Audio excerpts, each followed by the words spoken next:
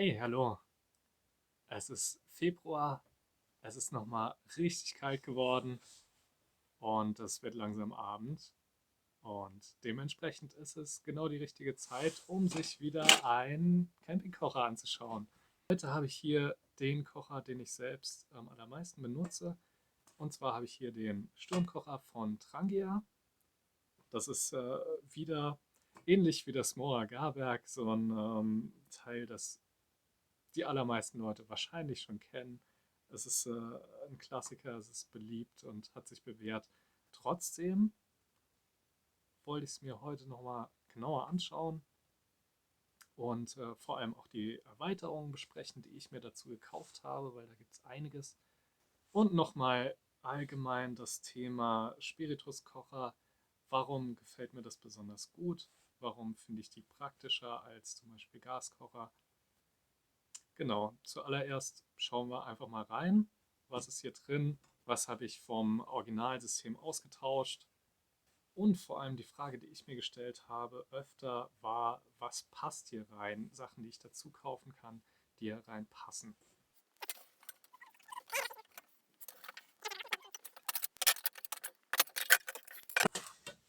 Wenn man das Außenband hier aufgemacht hat, dann zerfällt das erstmal in einen Haufen kleine Teile. Das ist auch das Praktische an der Sache.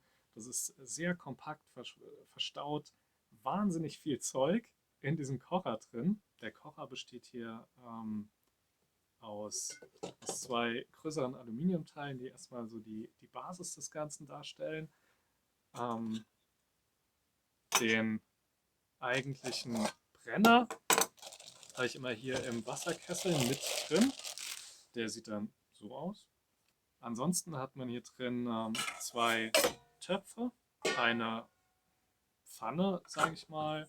Das kann man als Pfanne benutzen, als Bratpfanne oder als Teller oder als Deckel für die Töpfe. Das ist alles je nachdem, was man gerade braucht. Und ein Wasserkessel hat man mit drin.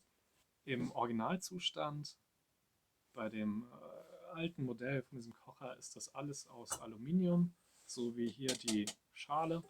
Ich habe im Laufe der Jahre Teile gekauft, die das Ganze ersetzen, weil ich eben keine Töpfe mehr aus Aluminium und auch keinen Wasserkessel aus Aluminium mehr haben wollte, sondern Edelstahl. Als ich da angefangen habe, mich nach Ersatz umzuschauen, ähm, habe ich eben also ich habe zu der Zeit keine Töpfe oder sowas von Trangia in Edelstahl gefunden und habe stattdessen von Tatonka diese Töpfe gefunden. Ich habe mir damals die Frage gestellt, passen diese Töpfe von Tatonka in meinen alten Trangia rein? Und tatsächlich passen die da einwandfrei rein und die Qualität stimmt auch. Zumindest dieser große Topf ist inzwischen sehr viel benutzt, ist auch ein bisschen angeschwärzt, aber das macht ja weiter nichts. Die Töpfe machen sich ganz gut in dem Teil, das passt alles hervorragend zusammen.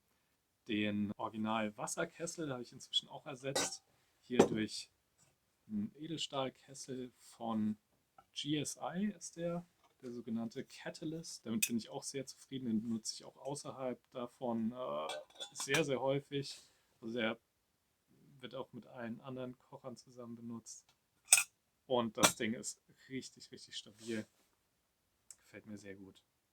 Ein kleines Problem mit diesem Kocher ist immer, dass der hier solche Halterungen drin hat, die dafür sorgen, dass im Prinzip nur die dafür vorgesehenen Töpfe hier reinpassen. Also es gibt hier diese drei Haltepunkte, worauf dann die Töpfe stehen, beziehungsweise der Kessel eben da drauf sitzt. Das heißt natürlich auch, dass man jetzt keinen x-beliebigen Topf hier mit diesem Kocher benutzen kann. Also man muss schauen, dass sie wirklich da reinpassen. Man kann für größere Sachen das hier hochklappen. Das ist dann für die Bratpfanne eben auch so vorgesehen. Das funktioniert dann wiederum auch mit anderen Bratpfannen. Also man kann hier, ich habe hier auch so eine kleine Aluminiumpfanne mit Teflon-Beschichtung. Die passt dann auch da drauf. Und dann kann man sich schön da sein Rührei und seinen Speck braten. Wenn man jetzt aber was Kleineres hat, wie zum Beispiel so ein Espresso-Kocher oder sowas, irgendwas, was halt nicht genau in diese Dreierhalterung reinpasst. Dann gibt es hier so eine Erweiterung, so ein Gitter. Da kann man dann auch, das eigentlich genau zu diesem Zweck, damit ich da eben auch einen Espresso über den Kocher kochen kann. Das Herz des Ganzen ist dann hier dieser Brennerkopf. Der besteht aus mehreren Teilen. Dann eine sehr praktische Erweiterung habe ich hier unten dran. Die muss man sich auch extra kaufen. Das ist so ein Winter-Attachment von Trangia. Da ist so ein kleines Pad drin, wo man Spiritus drauf träufeln kann. Das sitzt dann hier, das kann man hier so einrasten und damit den Brennerkopf vorheizen. Weil wenn es wirklich kalt ist, so wie heute, wir haben ungefähr 7 Grad minus oder es wird jetzt immer kälter in die Nacht rein, dann hat der Spiritus Startschwierigkeiten. Dann kommt er nicht gut auf Temperatur und dann funktioniert dieser Brenner auch nicht so, wie er soll. Und dafür ist es ganz cool, wenn man den vorheizen kann. Außerdem, wenn man das hier einfach dran schiebt, dann ist das auch nicht im Weg. Besonders günstig sind die Sachen von Trangia nicht. Auch die Teile, die ich noch extra dazu gekauft habe, waren nicht billig. Zumindest aus meiner Sicht nicht. Allerdings muss man sagen, der Kocher in seinem ursprünglichen Zustand und die Teile, die davon immer noch vorhanden sind, sprich das Gestell und tatsächlich dieser Original-Brennerkopf, sind circa 30 Jahre alt inzwischen und trotzdem funktioniert es bis heute einwandfrei, ohne Probleme. Wie das Teil dann aussieht, wenn es benutzt wird, wie es funktioniert, das schauen wir uns jetzt gleich an. Dann wird hier Eintopf gekocht, weil es jetzt auch wirklich Zeit ist, für was Warmes zu essen.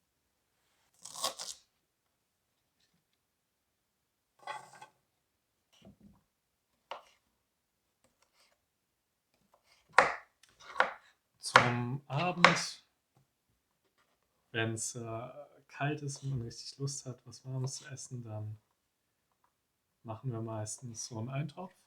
Der große Topf von dem Trangia funktioniert da ganz gut für 2 Personen, wenn man den komplett voll macht. Und dann noch ein bisschen Brot dazu isst oder sowas. Unser Lieblingsrezept dafür ist dann die Teile von so einem Suppengrün, das man mit im Supermarkt bekommt. Zum Beispiel Rosmarin macht sich sehr gut in den Eintopf. Salz und Pfeffer natürlich. Pilze, die kleinen Muscheln, ganz wichtig. Und dann irgendwie nochmal sowas richtig Kräftiges. Wir haben jetzt hier solche Marklöschen, die kommen rein und Wiener reingeschnitten. Da gehen dann auch zum Beispiel so Suppenmaultaschen, irgendwas, was nochmal richtig Substanz gibt und einen richtig satt macht. Das ist ein Koch-ASMR. Gefällt euch das? Ich kann jetzt auch flüstern. Und ganz leise die Nudeln in den Topf gießen.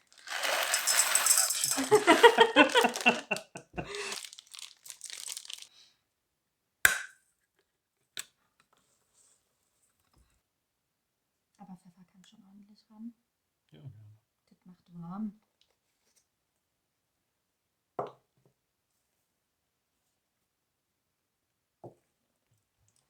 Bei den aktuellen Temperaturen will ich den Kocher natürlich vorheizen. Ja. So.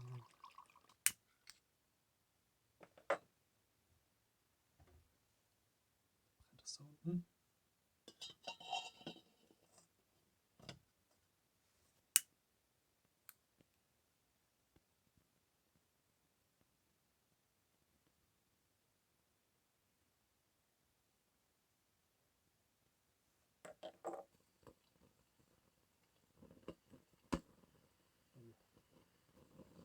Und dann hätte man das eventuell mit ein bisschen Wasser verdünnen müssen. Vielleicht machen wir das noch schnell. Und einfach drüber. Ja, schau an. So kalt ist es. Oh Mann. Und so, liebe Kinder, macht man es nicht. Zumindest ist es jetzt vorgeheizt. Mhm. Oh Mann. Ja, das war ein ganz gutes Beispiel dafür, warum man bei dem Kocher den Spiritus immer ein bisschen mit Wasser verdünnt.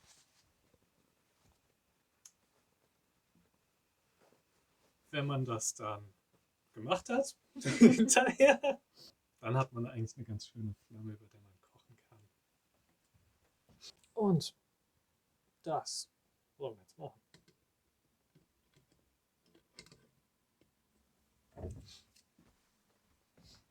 Während der Eintopf hier dampft und langsam anfängt zu köcheln, werde ich jetzt noch so ein bisschen schwadronieren zum Thema Gaskocher gegen Spirituskocher. Also vielleicht mal zuallererst. Offensichtlich, das demonstriere ich hier gerne in meinen Videos, sind Spirituskocher nicht idiotensicher. Die meisten Gaskocher sind da in der Anwendung vielleicht ein bisschen einfacher, ein bisschen unkomplizierter. Man hantiert eben nicht direkt selber mit seinem Brennstoff rum. Man hat eine Kartusche. Hier habe ich halt irgendeine Flasche mit meinem Brennstoff. Den selber dosieren, eventuell, wie auch erwähnt, vielleicht noch ein bisschen verdünnen. Der große Vorteil, den ich dabei sehe, ist eben, dass ich diese Flasche habe, die befülle ich selber. Ich weiß immer, wie viel hier drin ist. Bei einer Kartusche kann ich das nie so genau sehen, so ein bisschen abschätzen. Ist die voll, ist die halb voll?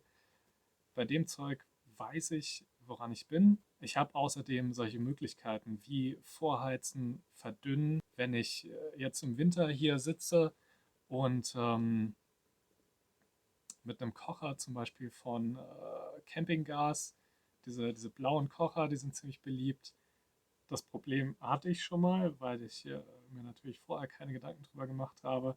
Ähm, Sitze dann im Winter da, versuche mir was zu kochen und der ganze Kocher kommt einfach nicht auf Temperatur und die Flammen mickern vor sich hin, weil die Gasmischung dann nicht für kalte Temperaturen geeignet ist. Bei diesen Schraubkartuschen bekommt man oft welche für Sommer, für Winter. Da muss man dann ein bisschen vorausplanen. Ist vielleicht nicht verkehrt, aber wie gesagt, wenn ich einen Brennstoff haben kann, mit dem ich auch noch praktisch unterwegs Variationsmöglichkeiten habe, dann finde ich das doch irgendwie viel besser. Da muss man so ein bisschen gucken, was man gerade braucht. Aber für den häufigen Gebrauch finde ich persönlich dann Spiritus doch irgendwie besser, praktischer.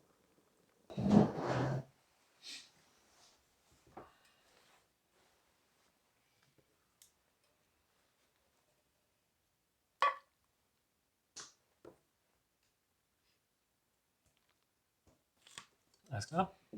Guten. Cool.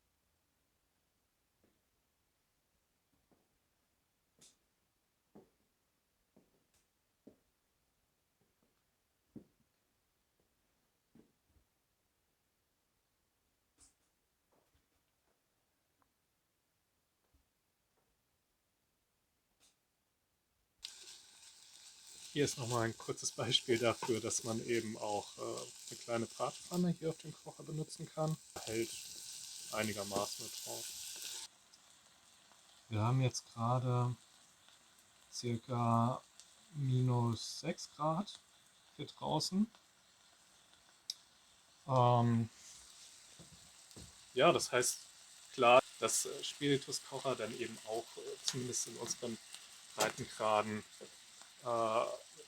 funktionieren bei den niedrigsten Temperaturen, die man jetzt so erwarten kann. Ich meine, heute Nacht waren es knapp 15 Grad minus und viel kälter wird es ja dann bei uns eigentlich auch nicht. Und trotzdem funktioniert hier der Spirituskocher einwandfrei und verlässlich.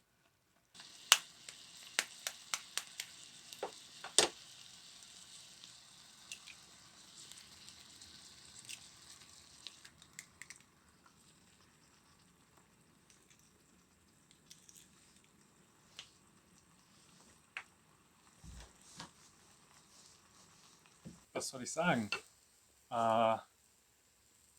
Ich selbst benutze gerne Spirituskocher. Ich finde, es macht Spaß. Es ist so ein bisschen, klein bisschen abenteuerlicher, nicht ganz so unkompliziert. Man hat in gewisser Weise so ein bisschen offenes Feuer. Ab und zu gibt es eine kleine Stichflamme, weil man irgendwie irgendeinen Unsinn gemacht hat. Aber trotzdem sind sie dann sehr, sehr praktisch. Sie sind wartungsfrei. Der Spiritus ist super günstig und ja, man hat immer einen guten Überblick darüber, wie viel man dafür noch hat. Der klassische Trangia hier, ich meine, der hat sich bewährt, das ist klar. Ist natürlich eine gewisse Investition. Würde ich mir jetzt nicht sofort kaufen, wenn ich nicht sicher weiß, dass ich ihn häufig benutzen werde. Wenn ich das weiß, dann habe ich hier was mich wirklich jahrzehntelang begleitet, wo ich mir nie Gedanken drum machen muss, dass irgendwas kaputt geht oder dass es mal nicht funktioniert. Solange ich noch ein bisschen Brennstoff in meiner Flasche habe, kriege ich damit eine warme Mahlzeit hin. Ja, vielleicht so viel von meiner Seite erstmal. Wenn ihr hierzu irgendwie Fragen oder Ideen oder ja, konstruktive Kritik habt, ähm, dann schreibt auf jeden Fall einen Kommentar. Ich schaue es mir an, ich antworte da gerne drauf und bin immer gespannt. Ich freue mich immer über Input. Also Ideen und Anregungen immer gerne. Alles klar, ich werde jetzt mal frühstücken und hoffentlich demnächst wieder Gelegenheit haben, rauszugehen und ja, meinen Senf abzugeben zu irgendeinem Kochutensil. Bis dahin, ciao.